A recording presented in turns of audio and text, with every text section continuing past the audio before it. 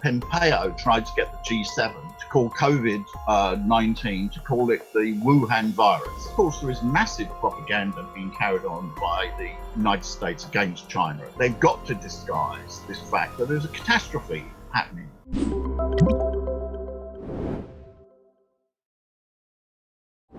Oh, well, this is type of nonsense, such as, for example, that the virus originated in a laboratory in Wuhan, right? I mean, for which there is no evidence for this, whatever. Not one single reputable medical expert has supported this. And, you know, presidents and secretaries of state may be okay at politics, but they have no medical expertise at all.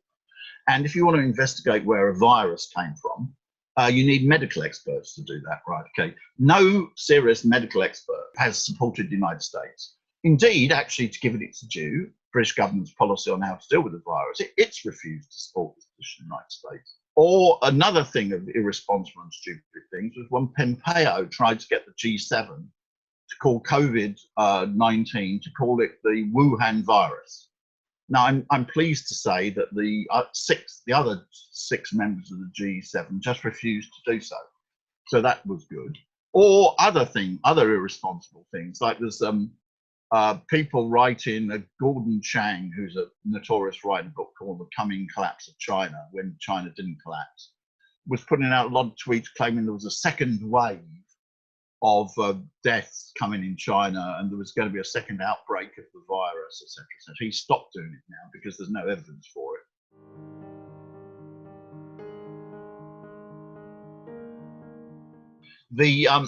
This is extremely dangerous nonsense about the human rights, although it actually shows what is the really fundamental differences in the concern of human rights. You take, for example, Kenneth Roth, who's head of one of the NGOs in the West, right? Yeah, he said China's abusing human rights through the lockdown. The real reality is that the most fundamental of all human rights is the right to be alive.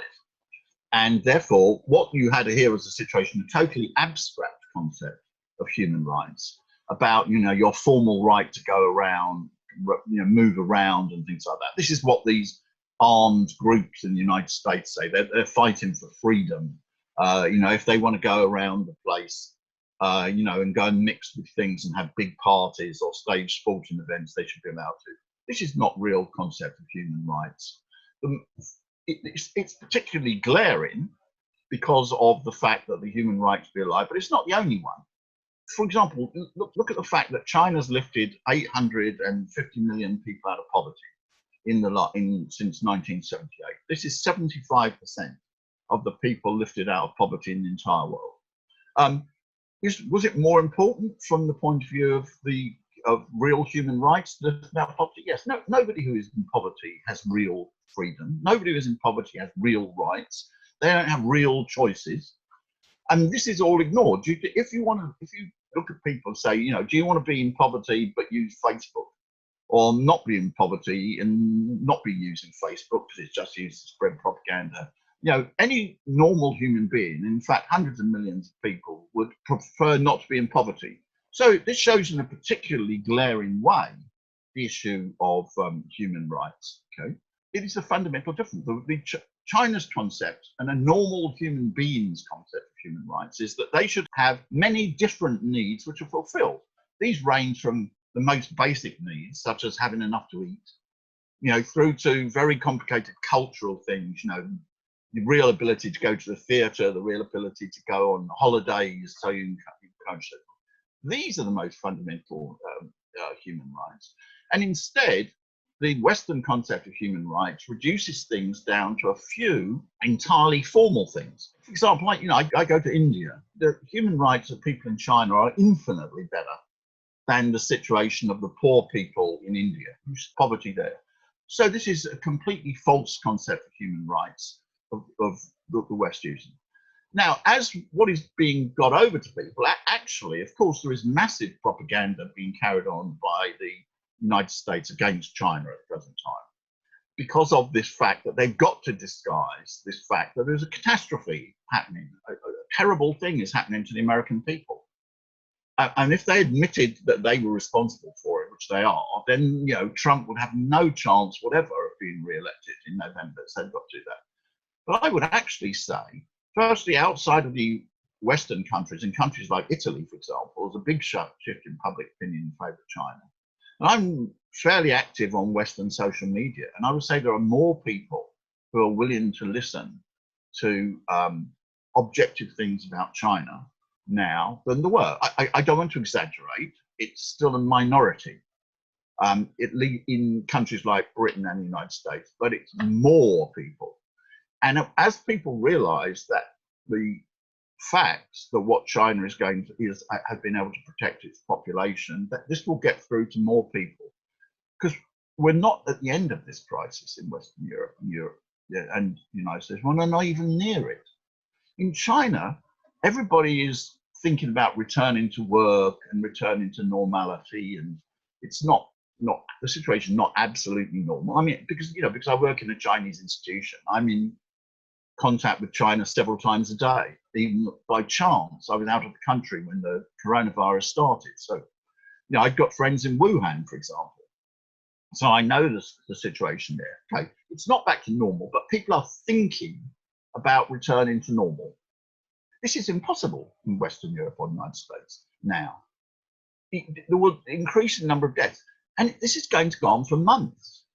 People don't understand this, that it's not going to be over for weeks. So this crisis in the West is only just starting, even from the medical point of view, not to speak of the economic consequences, which are going to last from even longer. China's ability to make itself the reality understood is going to be increased all the time, because this crisis cannot possibly be over in the West quickly. You're in a nice, people in China are in a much nicer situation. In addition to the propaganda, some American cities simply could not believe that the numbers in China were so low. You look at a city and you've got 5 cases or 0 cases. I think when in their cities, they were having thousands of people every day. So I think there were a number of things that came together. One was pure propaganda and irresponsible propaganda, as I mentioned, people like Gordon Chang claiming there was thousands of people. A second wave was coming. Then there were ridiculous attempts to claim such things as, based on the number of funeral stones that were in Wuhan, that there were actually thousands more dead, etc., etc. But genuinely, this has gone down. It's about 3 weeks ago, this was a very, very strong current. Now it appears much less. And I know, again, from some of the American and other cities begin to think that the Chinese things are more realistic. And this is really because of the pictures which are coming out. And I don't mean, incidentally, the ones which are coming out necessarily on the Chinese media. Some of the most effective things are coming out on social media. I mean, for example, it's funny, there's an American professor in Beijing who I totally disagree with on economic policy. I'm not going to go into names, right? But we've had all sorts of arguments because he thinks China's economy is going to collapse all the time, right? We completely disagree, right? On the other hand, he's been putting out very useful photos. He's just been taking photos of the streets of Beijing and showing people returning to normal, etc. And he had for the first time for months, he had a party in his flat. And so he put social media photos of people there, and they weren't wearing masks. They were in his flat doing that. And people know that. This is very convincing for people because they know, very few people are going to commit suicide in order to carry out fake propaganda. So therefore, if you're prepared to have people without masks in your flat having a party, then you must be feeling relatively safe. The photos of the traffic jams, I think it was on the Beijing 4th Ring Road, if I remember, about 2 or 3 days ago. They had a quite bad traffic jam.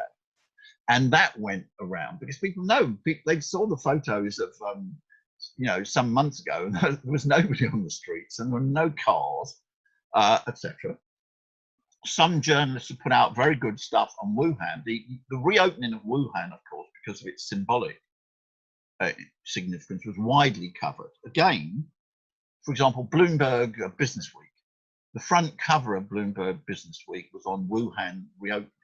So I think that there is some propaganda going on that the numbers are fake, but it has definitely gone down in the last weeks because people would understand what would be the consequences. If China was faking the numbers and reopening, you would have, you know, thousands and thousands of people would die every day. So therefore, yeah, because in the studies I did, you know, this is stupid propaganda. It's irresponsible. It's dangerous because it stops people learning from China. It will cost American lives, this type of thing, because it stops people learning lessons of China. But it's not serious.